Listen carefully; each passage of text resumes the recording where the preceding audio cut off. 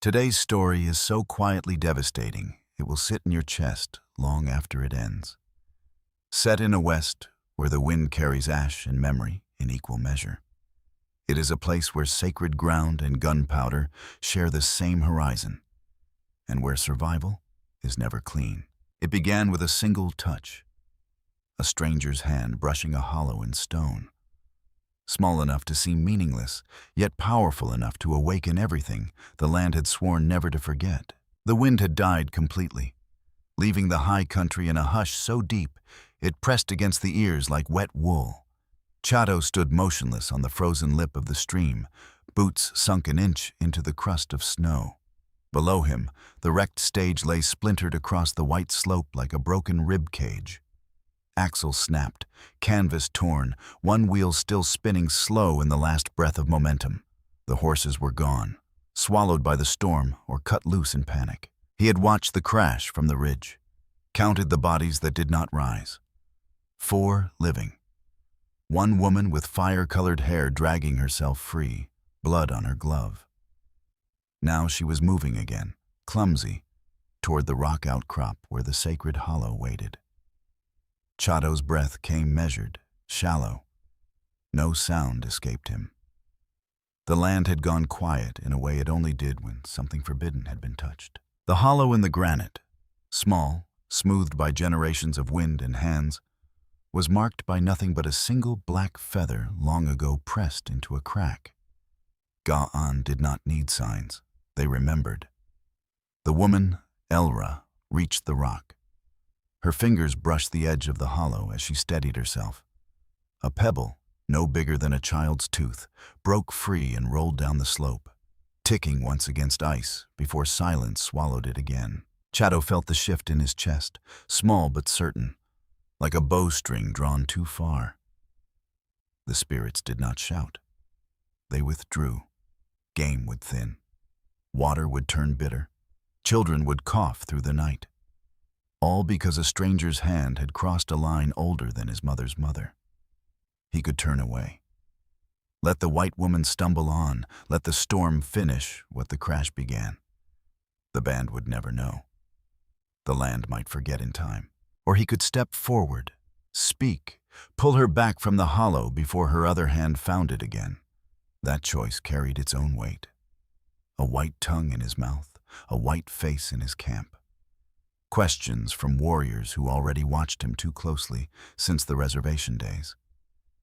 His right hand rested on the hilt of the knife at his belt.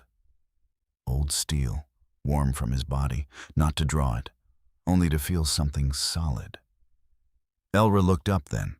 Their eyes met across the snow. She did not flinch, only stood straighter. Chin lifted the way a person does when they know they are being measured and have nothing left to hide. Snowflakes caught in her lashes. Blood had dried dark along her temple.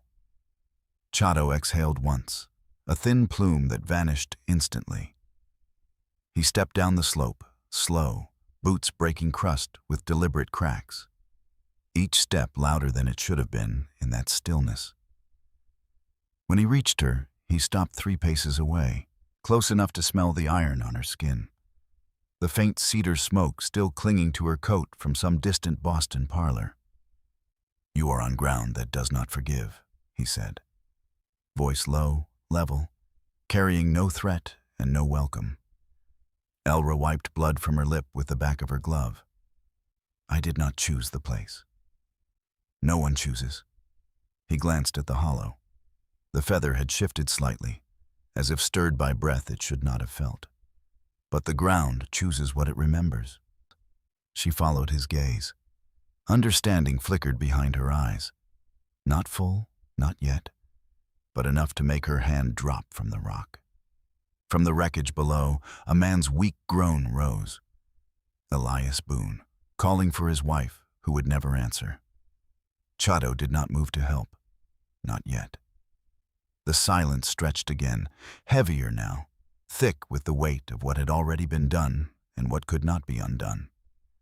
Somewhere higher on the ridge, a single raven lifted, black wings cutting the gray sky. It did not call. It simply watched. And the land kept its own count. The fire in the shallow cave was no more than a handful of embers, banked low against the wind that found its way through every crack in the rock. Smoke curled thin and bitter, smelling of wet pine and old ash. Chato stood just inside the mouth of the shelter, back to the opening, shoulders squared against the night. The medallion hung heavy against his chest, silver warmed by skin. The etched figure of his mother's face turned inward so no stranger's eye could claim it. Inside, Sienna knelt beside Brock Harlan. The salesman lay on a folded blanket, coat torn open, shoulder wrapped in strips of calico already spotting dark. His breathing came ragged, each pull scraping like a knife on bone. Elias Boone sat against the wall, knees drawn up, staring at nothing. The old man's hands trembled when he tried to fold them, the loss of Rose still fresh enough to steal breath. Elra stood near the entrance, arms wrapped tight around herself, coat stiff with dried blood and snow. She had not spoken since Chato led them up the slope.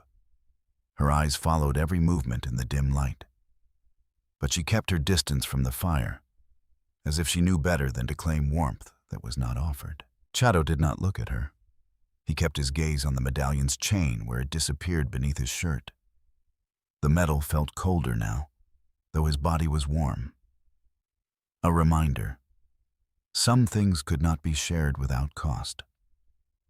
Bringing outsiders here, into this hollow carved by ancestors, where the mountain spirits had once rested, was a line drawn long before his birth.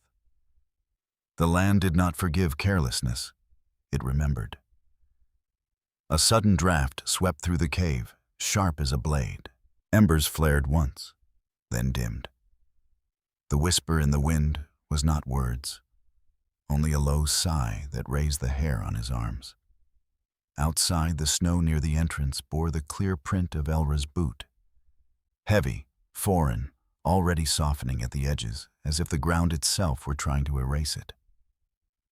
But not fast enough. Chato's jaw tightened. He could send them back down the slope now. The storm would finish what the crash started. The band would wake tomorrow with no strangers in their shelter, no violation to answer for. Elias might last the night. The woman, perhaps not. Brock would die anyway. Clean, lawful. Or he could let them stay. Feed them from the last of the jerked elk, the handful of piñon nuts wrapped in hide. Give Sienna more cloth for bandages. Keep the fire alive a little longer. The price would come later. Scouts spotting smoke, soldiers following tracks, the spirits turning their faces away until the next hunt failed. Until a child sickened without reason. His fingers closed over the medallion. The silver pressed into his palm, edges biting. He lifted the cord over his head, slow, deliberate. The weight left his chest like a breath held too long. Sienna looked up from her work. Her eyes met his, steady, questioning, but she said nothing. Chato stepped forwards, boots scraping stone. He held the medallion out. Sienna took it without a word, folding it into her palm as if it were a live coal. He turned to Elra then. She had not moved. Snow still clung to her hair in small crystals. "You stay," he said. The words came quiet, flat, carrying no promise. But the land remembers. She nodded once, small, the motion barely disturbing the silence. From far down the valley, faint but unmistakable, came the rhythm of hooves on frozen ground. Not many. A patrol, perhaps. Garrick Hale's men riding careful in the dark. Chato stepped outside the cave mouth. The wind had dropped again. The stars were sharp overhead, cold as knife points. He stood there a long moment, listening to the hoofbeats grow just a fraction louder, then fade into the night's black edges. Behind him, the fire popped once, small, final. The land kept listening. Dawn came thin and gray, the kind of light that found every crack in the Wiki-Up's willow frame and turned the smoke inside to pale ghosts. The lodge was small, barely room for 5.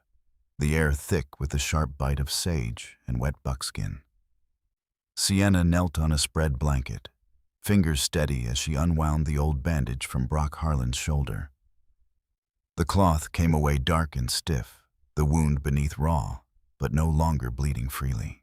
Harlan's face was slick with sweat despite the chill. His breath rasped like dry corn husks. Chato sat cross-legged opposite Rance, the old man's back to the low fire. Rance held a thin stick of cedar, turning it slowly in the coals until the tip glowed dull red. He did not look up when Chato entered. The silence between them was older than words. Elra stood just outside the flap, close enough to hear the low Apache cadence, but not so close the warmth reached her. She kept her arms folded tight, coat still crusted with yesterday's snow. Her boots left faint prints in the dirt floor, prints that no one had yet swept away. Rance spoke first, voice cracked like old leather.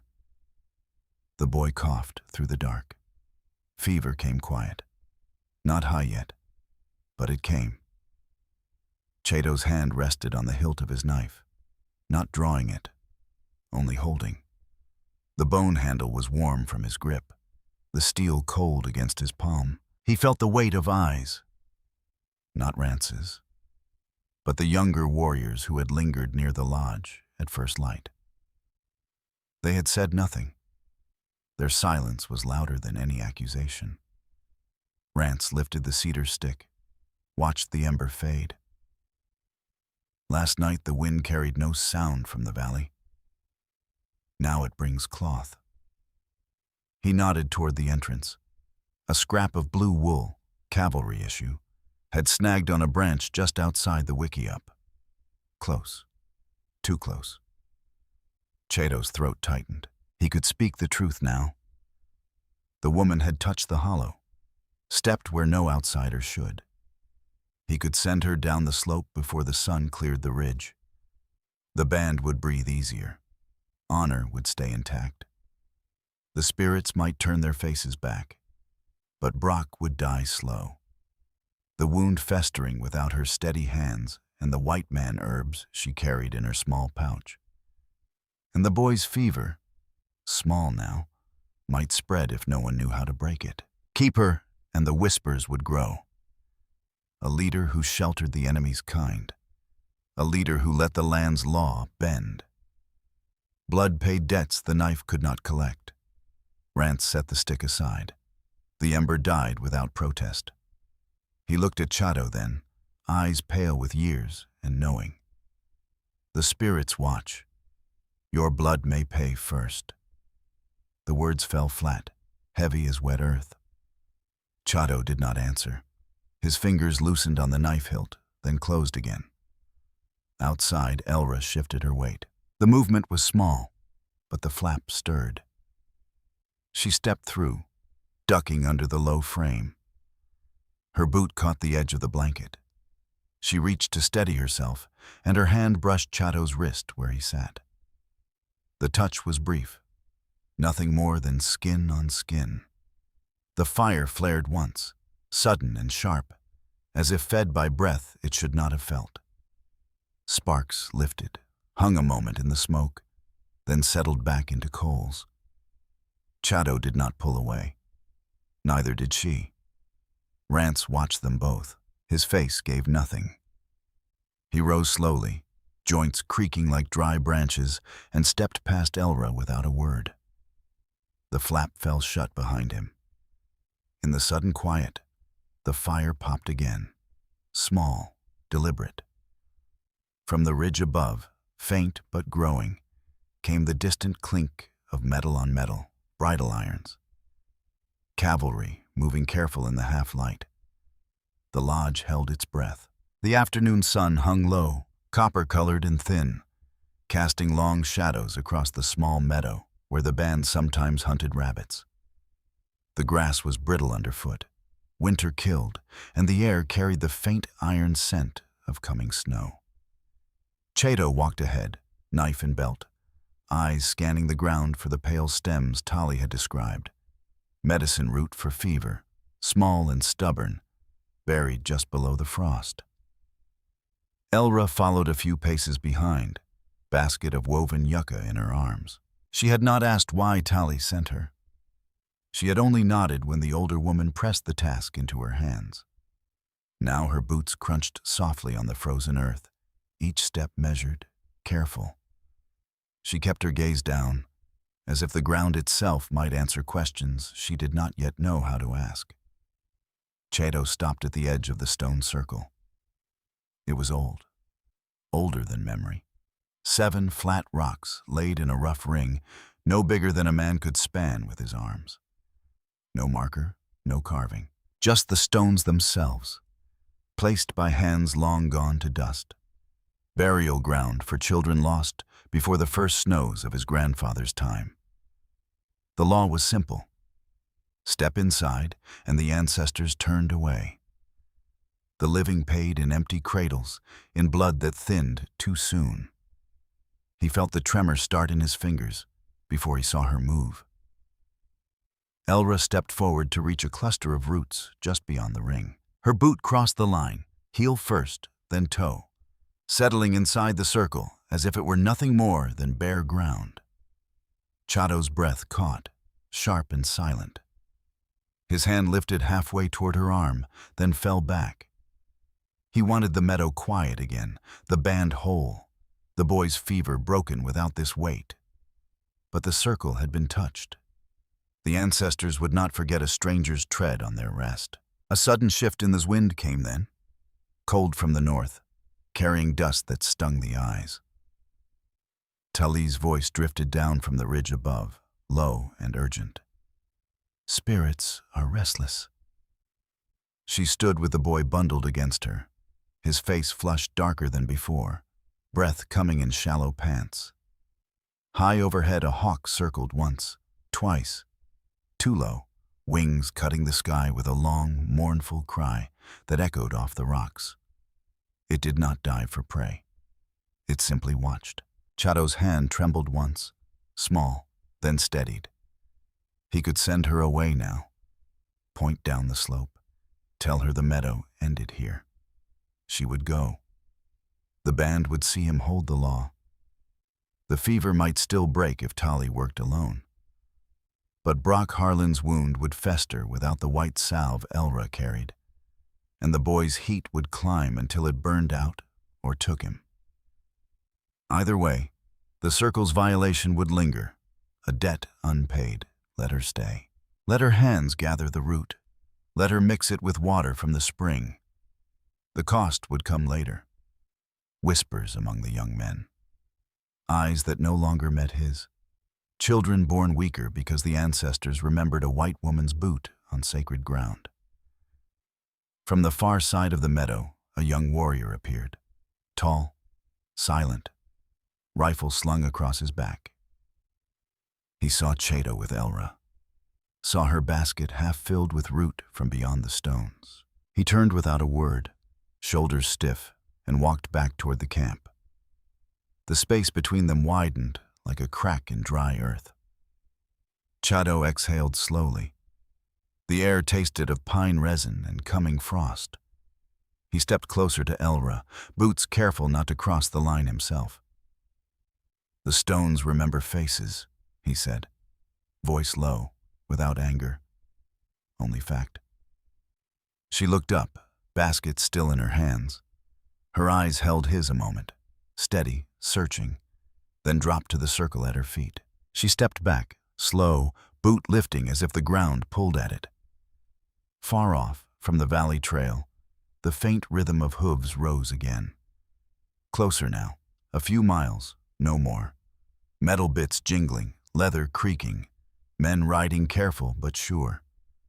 Rance stood on the ridge above, half hidden by juniper.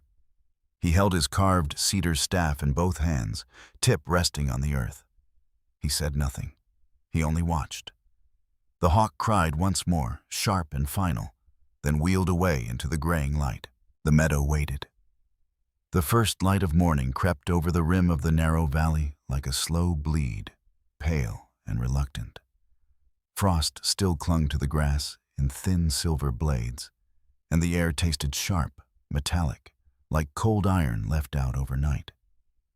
Chato walked at the head of the small hunting party, rifle slung loose across his back, the weight familiar but useless today. The others followed in single file, 3 young men, faces set hard against disappointment. No one spoke. They had tracked for hours before dawn. No deer sign, no elk wallow, only a few rabbit trails, thin and scattered, ending in empty burrows. Now they stood at the edge of the main hunting ground, the open meadow that had fed the band through winters past. The earth looked wrong, drier than it should have been, cracks showing between the tufts of bunch grass like old wounds reopened. The little stream that cut through the center ran at half its depth, water clear but sluggish, barely moving over the stones. Chato stopped. He set the butt of his rifle on the ground and leaned on it, eyes sweeping the empty grass. No tracks larger than a jackrabbit's, no fresh scat, nothing. Behind him, one of the younger warriors kicked at a clump of dead sage. The sound was small, swallowed quickly. No one looked at Chato. They did not need to. The silence carried the weight of what they had not brought back. Elra stood near Sienna at the far edge of the meadow, close enough to see but far enough not to intrude. She held a blanket around her shoulders against the morning chill.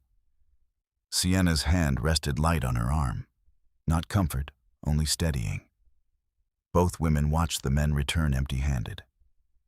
The quiet pressed heavier than words. Near the stream, a mule deer lay on its side, legs stiff, eyes already clouded. No wound, no blood. It had simply fallen and not risen again. The hide was still warm in places, but the meat would spoil fast in the open air. Chato walked to it, knelt, touched the flank once with open palm. The body gave no heat back. He rose without ceremony and turned away. The band would feel this soon. Children would eat less tonight. The old ones would grow thinner. Elias Boone, already frail from the wreck and the cold nights, had begun to cough in the dark hours. Dry, persistent, the sound carrying through the wiki-ups like a warning bell. The move would have to come earlier than planned. The valley no longer held them safely. Chato straightened. His gaze drifted to Elra across the grass. She met it without flinching, but her fingers tightened on the blanket's edge. He could stay. Dig in here. Hope the next day brought game. Risk the patrol finding their smoke or their tracks. The water was still here, thin but certain. Or he could give the order now. Pack the travois, lead them deeper into the high country where the streams ran colder and the game scarcer still. Hunger would follow either way. The spirits had withdrawn. The land gave no more. He walked back toward the others. The young warrior who had kicked the sage looked up once, then away. No accusation in the glance. Only distance. Chato stopped near Elra and Sienna. The wind moved low through the grass, carrying the faint smell of pine resin and dry earth. "Your people take land," he said, voice quiet, almost lost in the morning hush. "Now the land takes back." Sienna's fingers closed around Elra's hand. Brief, firm, then released. Elra did not pull away, but her breath caught once, small and sharp. From the ridge above, Rance watched. He stood motionless, staff planted in the ground, face carved from the same stone as the valley walls. He shook his head once, slow, deliberate, then turned his eyes to the horizon. The memory of the violation was being carried forward, silent as breath. Far down the valley trail, a single rifle shot cracked, sharp, flat, echoing off the rock faces. Not close, not yet aimed, only testing or hunting. The meadow held still. The deer carcass lay untouched. The stream kept its thin trickle. Nothing answered. The night had settled thick inside the wiki-up. The central lodge lit only by a single low fire that fought to stay alive. The walls of willow and hide breathed with the wind outside. creaking faintly like old bones shifting. Smoke hung low, acrid, mixing with the sharp herbal tang of Tali's fever brew and the faint copper smell of Brock Harlan's reopened wound. Harlan lay propped on a folded robe, eyes glassy but open for the first time in 2 days. His voice came thin, cracked, each word pulled from deep effort. "They're burning camps," he rasped. "Everyone they find. No questions. Hale's orders. Said the territory won't wait for spring." Chato sat across the small blaze, knees drawn up, hands resting loose on them. He did not move. The firelight carved deep lines across his face, shadows pooling in the scar that ran from temple to jaw. Elra knelt nearby, close enough to feel the heat on her cheek, but not so close the smoke stung her eyes. She had been changing the bandage on Harlan's shoulder when he woke. Now her hands stilled, cloth forgotten in her lap. The boy's fever had eased an hour earlier. Tali had whispered it was so. But the relief felt thin, temporary. Tali herself sat in the corner, stirring a small pot of willow bark tea. She looked up once, eyes meeting Chato's, then away. A sudden gust slammed through the smoke hole above. The fire flared wild for an instant, then died to glowing coals and gray ash. Darkness rushed in, sudden and complete. No one spoke. The wind howled once outside, then fell silent as if listening. Chato stared into the dead fire. Minutes passed. The lodge held its breath. Elra's voice broke the quiet, soft but steady. "I'll go to Silas Trent. Tell him what Hale's doing. Ask for talks, real ones." Chato did not answer at once. His fingers found the empty place at his throat, where the medallion had hung until he gave it to her the night before. She had worn it since. The silver chain hidden beneath her collar. Now she reached up, drew it out slowly. The etched figure caught the last red glow from the coals. He watched her lift it, chain sliding over skin. When she settled it around her own neck, the metal rested against her collarbone like a weight borrowed, not claimed. Chato exhaled once, long and controlled. He could forbid it. Keep her here, safe from the trail, from Hale's patrols, from the open land that ate strangers. The band would survive another day, maybe, but hunger would deepen. The boy's fever might return. The spirits would not relent. Or he could let her go, send Kyle and Ash with her, 2 of his best, to guard the white woman on a road that might end in a bullet or a rope. If she failed, if Hale found her first, the band would lose more than hope. They would lose the last thread that might turn the soldiers back. Some of the younger warriors had already drifted away when the plan was spoken earlier. They stood outside now, shadows against the hide wall, saying nothing. Their silence was the first real fracture. Chato rose slowly. The movement was deliberate, joints stiff from cold and sitting too long. He crossed to Elra. She looked up, the medallion glinting faintly against her skin. He reached out. His hand settled on her shoulder. Light, brief, the first time he had touched her where others could see.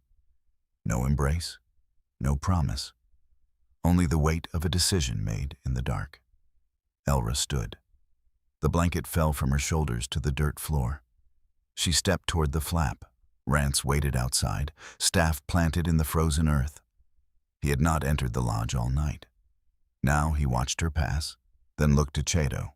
"The road is taken," Rance said, voice low and final. "No turning." Chato did not answer. He only watched Elra walk into the night. Kale and Ash falling in behind her without a word. From the valley below, faint but unmistakable, came the rhythm of hooves again, closer than before. 1 day's ride, perhaps less. The coals in the lodge gave one last weak pop, then went black. The wind rose once more, carrying the smell of pine and distant snow. Nothing followed. The high plateau lay open under a moonless sky. stars sharp as flint chips scattered across black. Wind moved low across the grass, carrying the dry scent of sage and distant pine, cold enough to sting the lungs.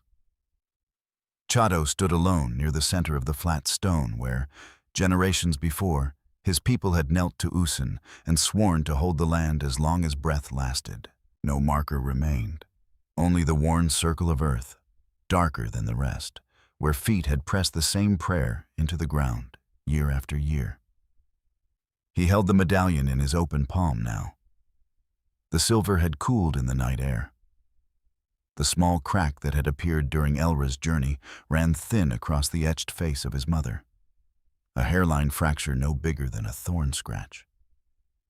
He traced it once with his thumb, feeling the rough edge catch skin. The ancestors had spoken through such signs before, quiet warnings that the oath was fraying. Sienna and Tali waited at the far edge of the plateau, blankets pulled tight, faces turned away from the wind. They did not speak. Tali's hands moved slow over a small bundle of cedar needles, crushing them between her fingers until the sharp resin smell rose and drifted. Sienna kept her eyes on the dark trail below, where the path from the territorial capital wound up like a scar. Rance sat closer, cross-legged beside a small fire no larger than his two hands could shield. The flames gave almost no heat, only light enough to show the lines carved deep in his face. He fed the coals a single dry twig at a time, deliberate, never hurrying. Chato had not slept since Elra left. The nights passed in fragments, eyes open to the dark, ears straining for hoofbeats that never quite arrived. The band had begun to whisper the old names in the quiet hours.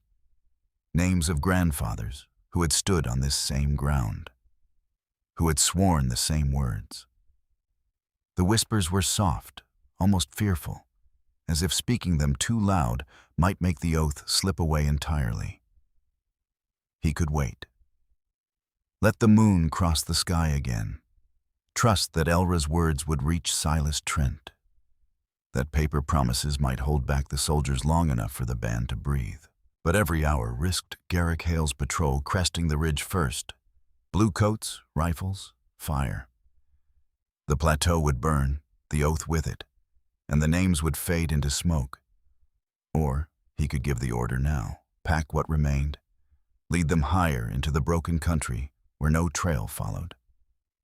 The land up there was hard, water scarce, game scarcer still. The ancestors' words would stay here, tied to this stone, abandoned. The band would survive, perhaps. But the thread that bound them to who they had been would snap clean. Chato closed his fingers around the medallion, the crack pressed into his palm like a small wound. A faint sound rose then. Hooves on stone, slow, labored. From the black below, a single horse appeared, silhouette against the faint starlight. Elra rode slumped in the saddle, coat torn, face pale with exhaustion. The medallion glinted at her throat, chain dark against skin. She reined in at the edge of the plateau. The horse stood trembling, head low. Elra slid down, boots hitting earth with a soft thud. She walked forward until she stood before Chato. "Silas Trent agreed," she said, voice rough from dust and cold. "A council. Talks." Chato looked at her a long moment. Then he turned his head toward Rance. The old man had not moved. He fed another twig to the coals. The fire took it without protest. Rance lifted his eyes to Chato. Slow nod once, then looked away again. The shadows in his gaze deepened, as if something irrevocable had just settled into place. From the valley far below, the rhythm of more hooves answered, steady, deliberate, closing the distance. Chato slipped the medallion back over his own neck. The chain settled cold against his skin. The wind rose, carrying the faint, dry whisper of names long gone. The plateau listened. Dawn broke cold and thin over the narrow pass, light sliding down the sheer rock walls like spilled water. The air tasted of smoke, old, bitter, clinging to everything. The night before, Garrick Hale's patrol had found the old campsite, set torches to the last standing wiki-ups. Now the gray plume still drifted low across the canyon floor, mixing with the dust kicked up by horses. Chato stood in the center of the trail, boots planted wide on the packed earth. Elra stood at his right shoulder, close enough that he could feel the faint tremor in her frame, though her chin stayed level. In her gloved hand, she held the folded paper from Silas Trent, seal unbroken, edges already curling from the dry wind. Kale and Ash waited above on the ledges, shadows among the boulders, rifles steady but not yet raised. The patrol came on slow at first, then faster. 20 riders in blue, carbines across saddles, horses blowing steam. Garrick Hale rode at the front, coat open, face set hard under the wide brim of his hat. He reined up 30 paces out, hand lifting to halt the column. The silence that followed was thick, broken only by the creak of leather and the soft jingle of bits. Garrick's eyes found Chato first, then Elra. Something twisted in his expression. Anger, betrayal, a wound that had never closed. He leaned forward in the saddle. "Hostiles!" he called, voice carrying flat and final. "Dismount and surrender, or we finish it here." The word echoed off the stone. Rifles shifted in patrol hands, hammers clicking back one by one. Chato did not move. His right hand rested near the rifle slung at his side, fingers loose. He felt no rage, only the steady weight of what had already been lost. The plateau, the names whispered in fear, the crack in the medallion now hanging at Elra's throat. The ancestors had not turned away entirely, not yet. But the debt was growing. Smoke from the burned camp drifted between them, thin and acrid, stinging the eyes. A young warrior on the ledge above shifted, too quick. A rifle cracked from the patrol line. The bullet struck high on his shoulder, spinning him back against the rock. He slid down, blood blooming dark on buckskin, breath hissing through clenched teeth. Not dead? Not yet. But the arm would never lift a bow the same again. Elias Boone, standing farther back with Brock Harlan propped against a boulder, stepped forward without thinking. He raised one hand as if to shield the wounded man.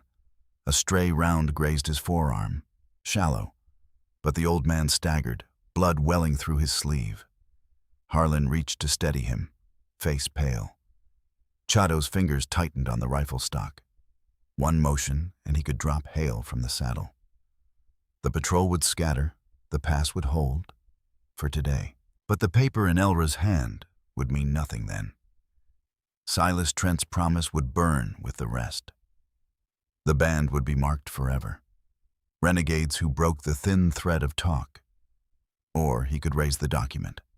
Let Elra speak, risk the bullet that might take him before the words landed. Risk everything the ancestors had sworn to protect. Garrick lifted his revolver, barrel steady on Chato's chest. Elra stepped forward before Chato could move. Her boots scraped the dirt. She lifted the paper high, voice cutting through the smoke. "By order of Silas Trent!" The words hung. Garrick's finger tightened on the trigger. From the south end of the pass, hooves thundered, fast, single rider. A man in dark coat and territorial badge reined hard, dust boiling around him. He raised one hand, shouting over the wind. "Captain Hale, stand down!" The patrol froze. Garrick's revolver stayed level a heartbeat longer, then lowered slow. His eyes never left Chato. They promised something colder than lead. The official dismounted, paper in hand. Orders, seals, words about relief of command, investigation, unauthorized action. Garrick listened without speaking. When the man finished, Hale wheeled his horse. The patrol followed, slow, disciplined, retreating down the pass. Chato watched them go. The young warrior groaned once from the ledge, blood dripping dark on stone. Elias Boone pressed his sleeve to the graze, face gray. Elra lowered the paper, hands shaking now that the moment had passed. Rance stood far back on the rim, half hidden by rock. He had not moved during the entire exchange. He only watched, staff in both hands, face carved from the same unyielding stone as the canyon walls. The wind shifted, carrying the last threads of smoke away. The pass lay quiet again. But the blood on the ground stayed. The late afternoon sun slanted low across the high plateau, turning the grass to pale gold and casting long shadows from the scattered junipers. Dust hung in the air, fine and dry, carrying the faint char of burned hide and wood from the camp below. The wind moved slow, almost reluctant, stirring the ashes that still drifted like ghosts from the valley floor. Chato stood facing Elra in the center of the worn stone circle. The same ground where ancestors had once knelt to Usin, swearing to hold what little remained. No fire burned today, no drums. Only the band gathered at the edges, silent, blankets drawn tight against the chill that had settled early. Sienna held the woven blanket in both hands, wool dyed deep red and black, threads worn thin from years of use. Beside her stood the old missionary Elias Boone had brought up the trail before he left. Gray-haired, coat-patched, Bible tucked under one arm. He waited without speaking, eyes down. Elra's coat was torn at the sleeve, dust-streaked, but she stood straight. The medallion rested against her collarbone, silver catching the last light. Chato reached out slowly, fingers brushing the chain where it lay against her skin. The touch lingered a moment, brief, deliberate, then fell away. His eyes met hers, steady, heavy with the knowledge that nothing ahead would be clean or whole. A child coughed once from the back of the gathering. Dry, persistent. Tali stood nearby, hand on the boy's shoulder, face carved with lines deeper than before. The fever had broken days ago, but the cough remained, a reminder that the spirits had not fully turned back. Far down the valley, smoke still rose in thin threads from what had been wiki-ups. Garrick Hale had been stripped of command, sent south in irons. But men like him did not vanish. They waited. Elias Boone had ridden out at first light, headed for California. He had clasped Chato's forearm once, said nothing more than, "Keep her safe," then turned his horse down the trail. The old man's absence left a space no one spoke of. Another thread cut, another name carried away. Chato could have kept the rite small, a quiet exchange of words between them alone. The blanket folded, the medallion untouched by outside eyes. Safe, hidden. But the ancestors had sworn on this ground. To shrink the words now would leave the oath half-spoken, the circle incomplete. Or he could let it unfold as it must. Apache blanket, Christian vow, voices low under the open sky. Risk drawing eyes from below, risk soldiers hearing of a white woman bound to their chief. Risk everything the land still held against them. He nodded once to Sienna. She stepped forward. The blanket opened in her hands like wings, red and black threads catching the dying sun. She draped it over their shoulders, wool heavy, warm from her grip. The fabric settled with a soft rustle, binding them without knot or tie. The missionary cleared his throat, voice thin against the wind. He spoke the old words, simple, worn smooth by years, about love and covenant. Chato answered in Apache, low and measured, repeating the promise his people had carried through fire and hunger. Elra spoke her part in English, voice steady but quiet, the words falling like stones into still water. No one cheered. No one moved closer. The band watched, faces still, breathing slow. Rance stood at the rim of the circle, staff planted in the earth. When the last word faded, he lifted his head and whispered 3 names, old ones, ancestors who had stood here before. The wind took them, scattered them across the plateau. The sun dropped behind the ridge. Shadows lengthened, swallowing the light. Elra looked at Chato. A faint smile touched her mouth. Small, weary, knowing it was not an ending. Chato's hand found hers beneath the blanket. Fingers laced once, brief, then released. The wind rose again, cooler now, carrying the distant smell of pine and the faint echo of hooves far below. Not close, not yet. The land still watched. The sun bled low across the plateau, a thin red line bleeding into the dark ridges beyond. No fire burned. No voices rose. The band had already gone, quiet packs on travois, children carried, elders leaning on staffs, deeper into the broken country where trails ended and the land swallowed secrets. Only 4 remained on the sacred ground. Chato and Elra in the center of the worn stone circle.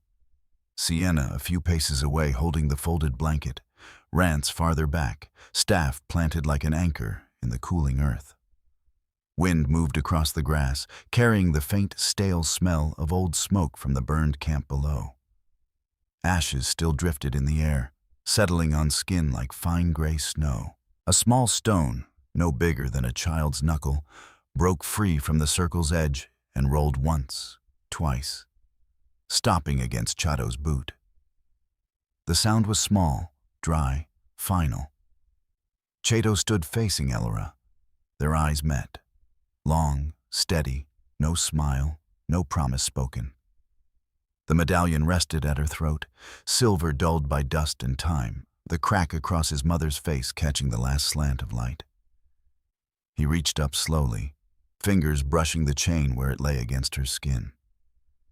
No words, only the touch, brief, deliberate, then withdrawn. Sienna stepped forward without sound.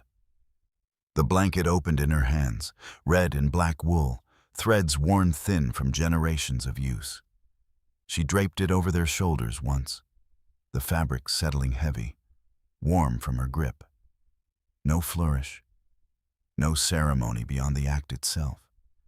The old missionary stood to one side, coat patched and thin, Bible closed in his hands. He spoke the words quietly, simple, worn smooth by years. Covenant, love, until death. His voice barely carried against the wind. Chato answered in Apache, low, measured, the same cadence his people had carried through hunger and fire. Elra spoke her part in English, voice steady but soft, the words falling like stones into still water. No one moved closer. No one spoke after. Rance watched from the rim.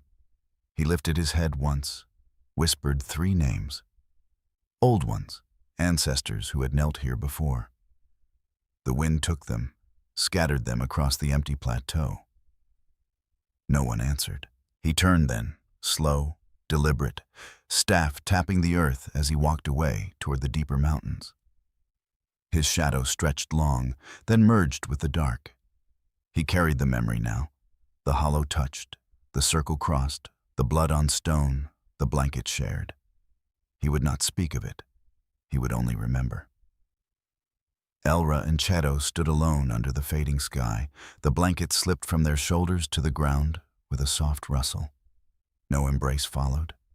No kiss, only silence between them, heavy as the stone beneath their feet. Elias Boone was gone, ridden out at dawn for California, his cough still echoing in the memory of the camp. Brock Harlan remained, shoulders scarred forever, arms stiff where the bullet had grazed. The band had lost ground. Hunting meadows burned, springs half dry, pieces of themselves left behind on trails they could not retrace without risk. The wind rose again, cooler, carrying the dry whisper of the earth itself. Faint, persistent, like breath held too long. Chato's hand found hers beneath the falling light. Fingers laced once, brief, certain, then released. They did not win to be safe. They won to remain Apache. And Elra was part of that now. The scar of it etched deep, unhealing. The plateau watched. The dark came down slow. Finally, let me send my deep thanks to you. Thank you for listening and for allowing this story to speak to your heart. The Wild West still holds countless truths, some painful, some tender, all worth remembering. Stay with us, subscribe, comment, and invite others to discover these untamed stories. From our hearts to yours, thank you for being part of this journey. Aviso legal, barra disclaimer. Each story shared here is produced for storytelling enjoyment. Certain scenes may include fictional or dramatized elements inspired by historical circumstances. Although AI tools assist us in visuals, narration, and script development, the emotional tone, editing, and quality control are conducted by people to ensure meaningful experiences. We fully uphold YouTube's policies, using no deceptive recreations or impersonations of real individuals. All creative resources are properly licensed. Unauthorized copying, re-uploading, or remixing is not permitted. Thank you for supporting the effort behind every episode we create.